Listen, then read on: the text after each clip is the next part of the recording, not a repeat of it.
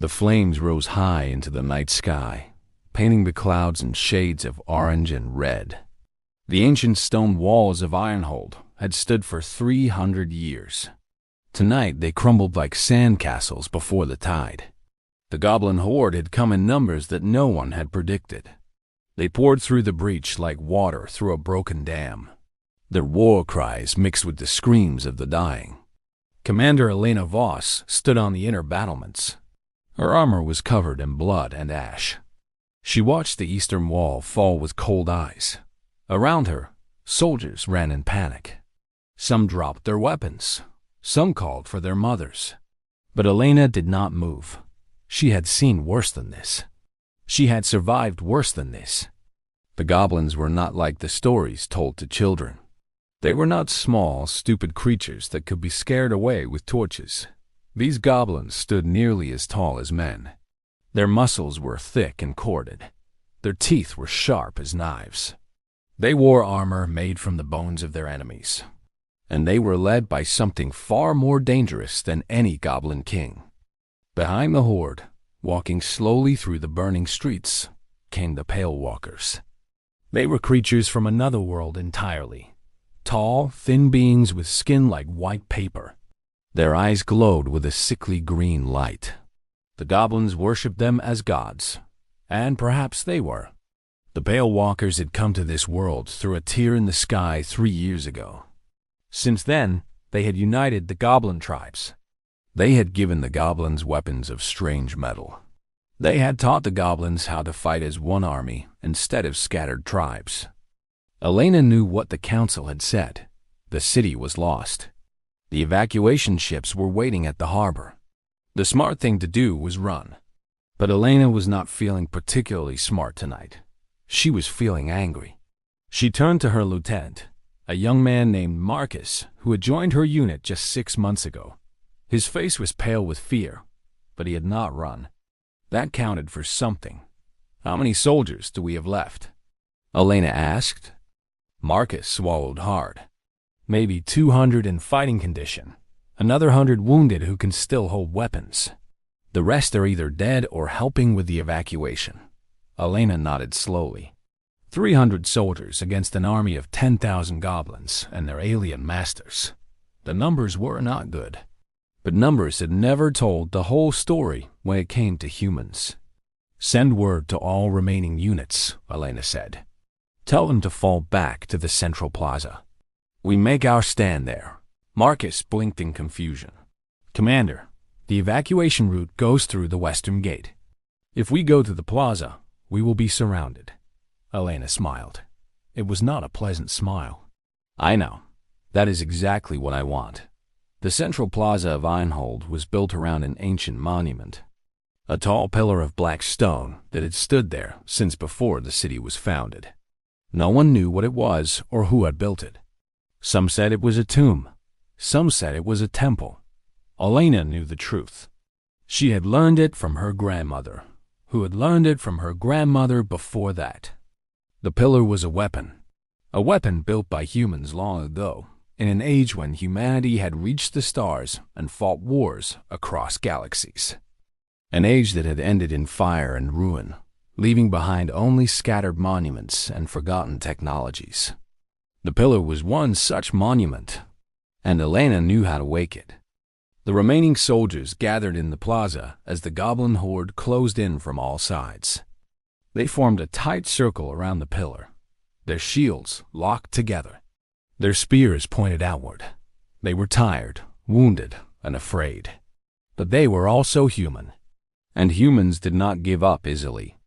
The goblins filled the streets around the plaza. They howled and screamed, beating their weapons against their shields. The sound was deafening. Behind them, the Pale Walkers watched with their glowing eyes. They seemed amused. They had destroyed 100 cities on a dozen worlds. This one would be no different. Elena walked to the base of the pillar. She placed her hand against the cold black stone. She closed her eyes and spoke words that had been passed down through her family for generations. Words in a language that no one had spoken for 10,000 years. Words of power. Nothing happened. The goblins began to laugh. A harsh, ugly sound that echoed through the burning city. They thought she was praying. They thought she was begging her gods for help. They did not understand that humans did not beg. Humans built. Humans fought.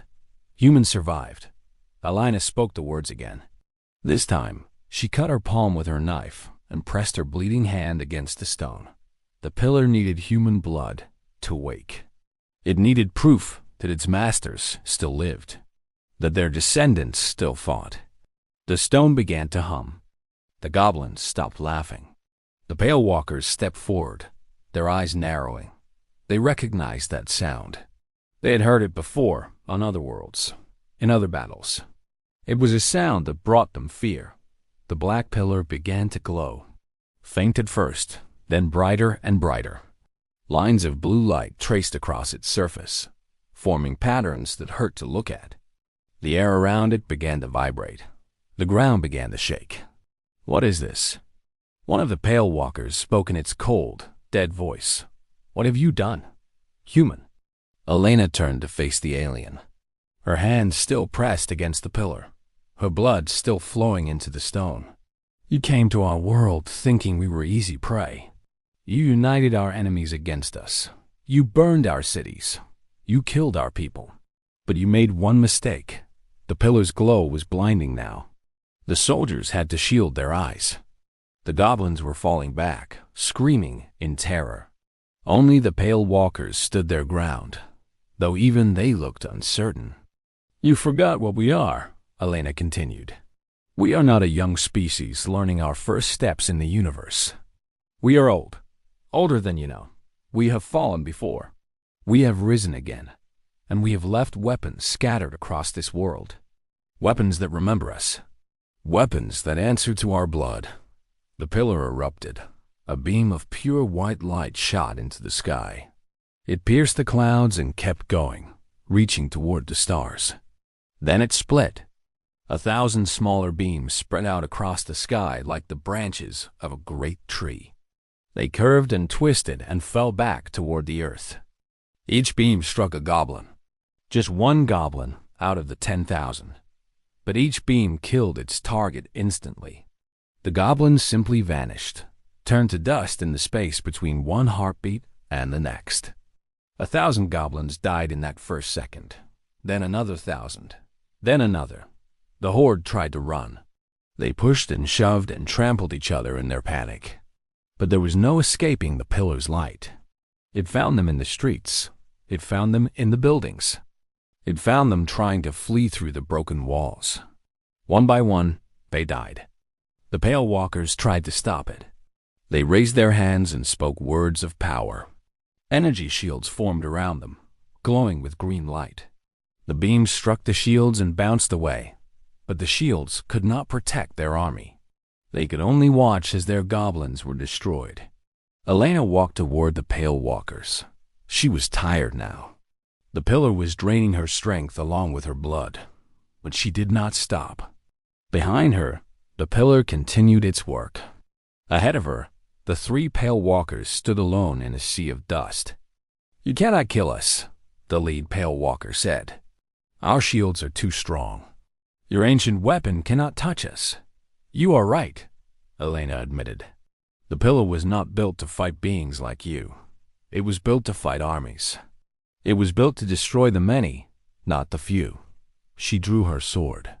It was an ordinary weapon. Steel and leather. Nothing special about it at all. "But I was built to fight the few." The Pale Walker laughed. You are just one human. You are tired and wounded. You have lost too much blood. You can barely stand." Alina did not argue. She simply attacked. The Pale Walker raised its hand to strike her down with energy. But Alina was faster. She ducked under the blast and drove her sword into the alien's knee. The creature screamed. Its shield protected it from the pillar's light, but not from cold steel wielded with human hands. The other 2 Pale Walkers moved to help their leader, but Alina's soldiers were there now. Marcus led the charge, his spear finding the gap in one alien's defenses. Other soldiers followed. They could not break the shields, but they could get inside them. They could fight hand to hand, blade to blade. It was brutal, messy. Human soldiers died, but so did the Pale Walkers. Their shields protected them from weapons of power, but not from the simple, stubborn violence of desperate humans fighting for their home. Elena fought the leader herself. It was stronger than her, faster than her, smarter than her. But she did not care. She fought with everything she had. Every lesson her grandmother had taught her. Every battle she had survived. Every scar she had earned. She poured it all into her blade. The Pale Walker fell with Elena's sword in its heart. Its green eyes flickered and went dark. Its body collapsed into dust, just like its goblin servants. Elena fell to her knees beside it. She had nothing left. Her blood was all over the ground. Her vision was going dark, but she was smiling. Marcus caught her before she could fall. "Commander, hold on. We will get you to the healers." Elena looked up at the sky. The pillar's light was fading now. Its work was done. 10,000 goblins lay dead, reduced to dust and ash. The 3 Pale Walkers were destroyed. The city still burned, but the battle was over. "We won," Elena whispered. "Yes, Commander. We won." Around them, the surviving soldiers began to cheer. It was a weak sound at first. There were so few of them left, but it grew stronger as they realized what had happened. They had faced an army of monsters and their alien gods. They had been outnumbered, outmatched, and surrounded. And they had won. The healers came and carried Elena away. She would survive. She was too stubborn to die. The city would be rebuilt. The dead would be mourned. And word would spread across the world and beyond. The humans were not easy prey. The humans had ancient weapons and longer memories. The humans had survived the fall of their first civilization and built a second. They would survive this too. They would survive anything. In orbit far above the burning city, a ship watched and recorded everything. It belonged to another species, one that had been watching Earth for centuries. They had thought humans were primitive, backward, no threat to anyone. Now they reconsidered. The ship turned and jumped to faster than light speed. It carried a message back to its masters, a warning, a simple truth that the Pale Walkers had learned too late. Do not anger the humans. Do not threaten their homes. Do not harm their children, for they are old and they remember. They remember the stars. They remember the wars. They remember the weapons, and they will use them. The night grew quiet over Ironhold. The fires slowly died. The dust of 10,000 enemies drifted away on the wind, and humanity went on as it always had, as it always would.